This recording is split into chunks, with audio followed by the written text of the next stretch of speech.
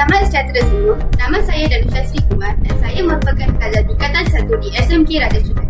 Saya amat berbesar hati untuk memperkenalkan diri sebagai calon bagi program Berbahasa Bestari kategori Bahasa Melayu. Sepanjang perjalanan akademik saya sentiasa berpegang pada prinsip untuk memberikan yang terbaik bukan sahaja dalam pelajaran tetapi juga dalam perkembangan diri serta sumbangan kepada komuniti sekolah. Dari segi pencapaian akademik, saya sentiasa memperoleh keputusan yang baik dalam peperiksaan, terutamanya dalam mata pelajaran bahasa Inggeris, sains dan matematik. Saya mempunyai minat yang tinggi terhadap pembelajaran dan sentiasa berusaha untuk memperbaiki diri. Selain akademik, saya juga aktif dalam kegiatan kurikulum. Saya merupakan ahli BBSS dan telah menyertai pelbagai pertandingan program seperti Bicara Buku dan Nilam Ais. Pengalaman ini telah membantu saya membina keyakinan diri, semangat kerja berpasukan dan kemahiran kepimpinan.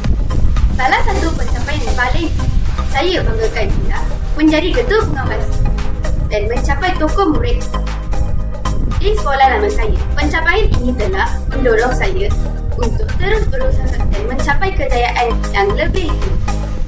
Saya juga gemar menyumbang kepada masyarakat dengan wang kerana saya percaya bahawa usaha kecil mampu memberikan impak yang besar. Keunikan saya terletak pada kezaman, sikap berpositif serta kesediaan untuk belajar daripada cabaran. Saya percaya setiap pengalaman merupakan peluang untuk berkembang. Sebagai penutup, saya berikhtiar untuk mewakili sekolah dengan penuh kebanggaan serta memberikan yang terbaik dalam setiap perkara yang saya lakukan. Saya amat berharap diberikan peluang ini untuk terus membanggakan potensi diri. Pada hari ini, saya ingin berkongsi tentang buku kegemaran saya yang bertajuk Koleksi Cerita Hantu di Dunia, hasil karya Yin Kanji dan diterbitkan pada tahun 2020. Buku ini sangat menarik kerana mengisah tentang koleksi cerita hantu di dunia. Salah satu keistimewaan buku ini ialah jalan ceritanya yang menarik serta mesej yang bermakna. Waktu-waktunya digarap dengan baik dan plot ceritanya membuatkan pembaca sentiasa tertanya-tanya sehingga penghujung cerita. Walau bagaimanapun, salah satu kelemahan buku ini ialah ceritanya tidak mencukupi. Namun begitu, perkara ini tidak mengurangkan minat saya terhadap buku ini. Saya amat menyukai buku ini kerana mengajar dengan nilai penting seperti jangan percaya orang lain.